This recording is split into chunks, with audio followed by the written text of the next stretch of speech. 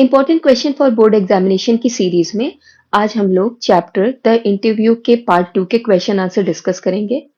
So students, अगर आप लोग ने इसका पार्ट 1 ना देखा हो तो उसका लिंक मैंने डिस्क्रिप्शन बॉक्स में दिया है। आप लोग उस वीडियो को जरूर चेकआउट कीजिए। वो टॉप 5 मोस्ट इंपॉर्टेंट क्वेश्चंस हैं और साथ ही साथ में द इंटरव्यू की समरी भी चैनल पे अपलोड है, उसका भी लिंक मैंने डिस्क्रिप्शन बॉक्स में दिया है।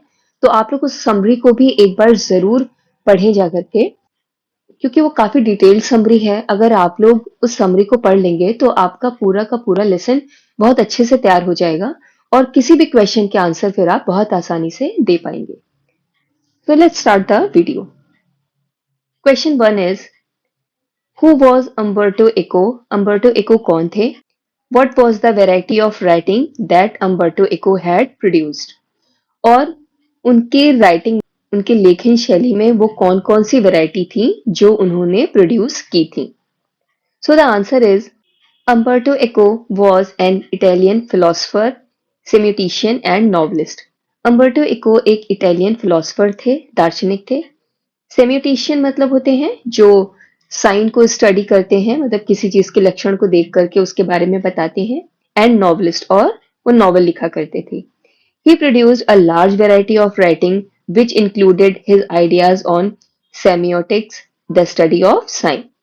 तो उन्होंने राइटिंग में बहुत सारी विविधताएं प्रोड्यूस की थी, जिसमें सेमियोटिक इंक्लूड है। सेमियोटिक यानी कि जैसे कि अभी मैंने आप लोग को बताया, study of sine, literary fiction, और वो फिक्शंस लिखा करते थे। फिक्शन मतलब जो रियल नहीं होता। एकेडमिक टेक्स्ट, और वो अपने एकेडमी यानी कि जो यूनिवर्सिटी का सिलेबस होता था उससे रिलेटेड टेक्स्ट लिखा करते थे।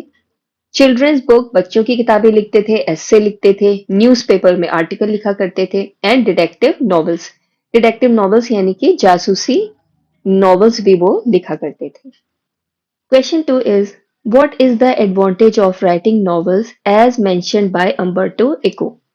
जैसा कि अम्बर्टो इको ने मेंशन किया है, नॉवेल लिखने के क्या फायदे होते हैं। सो the answer is, as mentioned by Umberto Eco, the advantage of writing novels is that he is able to reach to a larger audience, which would not be possible with his academic writings. तो जैसा कि Umberto Eco ने mention किया है कि novel लिख करके वो लार्जर ऑडियंस यानी कि बहुत बड़ी संख्या में लोगों से इंटरेक्ट कर सकते हैं, और ये चीज जो है वो पॉसिबल नहीं है एकेडमिक राइटिंग से। मतलब एकेडमी के लिए जो लिखते हैं उस राइटिंग से, उन लेखों से जो है ये चीज संभव नहीं है। Next question is, what did the publisher think of the name of the rose?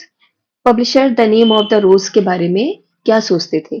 The name of the rose Umberto Eco द्वारा लिखा हुआ एक नॉवेल है। So the answer is, according to Umberto Eco, the American publisher love the novel the name of the रोज।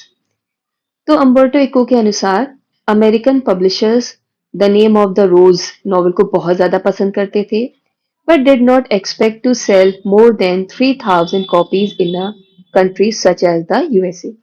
लेकिन वो ये expect नहीं करते थे कि यूएसए जैसी कंट्री में 3,000 से भी ज्यादा इसकी कॉपी बिक पाएंगी, where nobody had seen or gone to a cathedral. ऐसी कंट्री जहां पर कोई भी कैथेड्रल ना गया हो, मतलब कोई चर्च ना गया हो, और स्टडीड लैटिन, और ना ही किसी ने लैटिन लैंग्वेज को पढ़ा हो।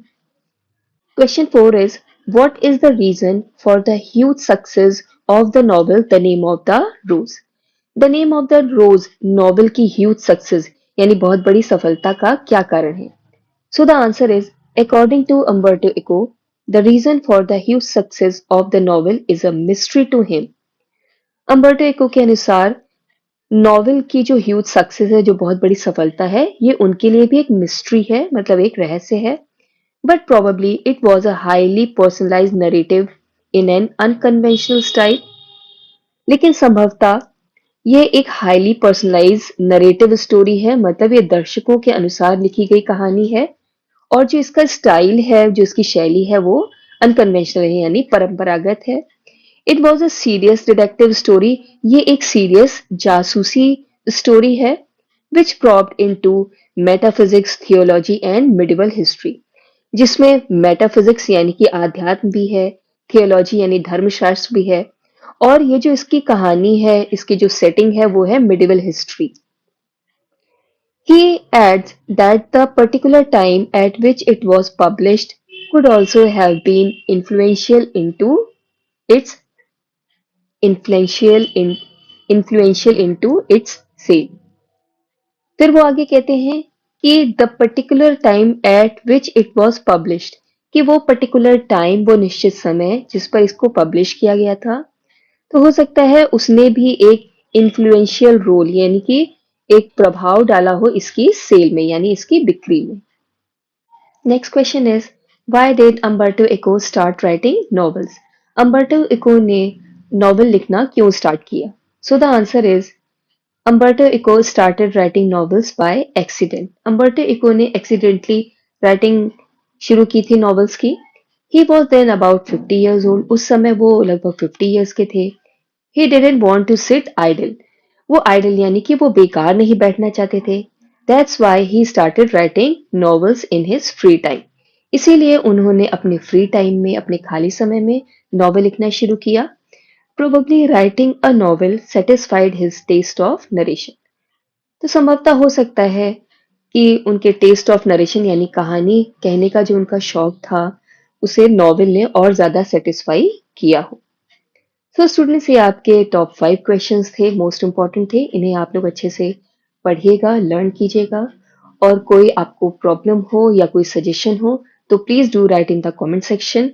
आप लोग इसका पार्ट 1 भी देखिएगा, इसकी समरी भी बहुत अच्छे से पढ़िएगा, तो आई एम श्योर कि you will take only half an hour और आपका पूरा लेसन बहुत अच्छे से तैयार हो जाएगा।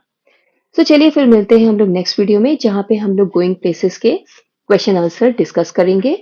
So with this is Seema Chauhan signing off. Till then we meet next. Take care and goodbye.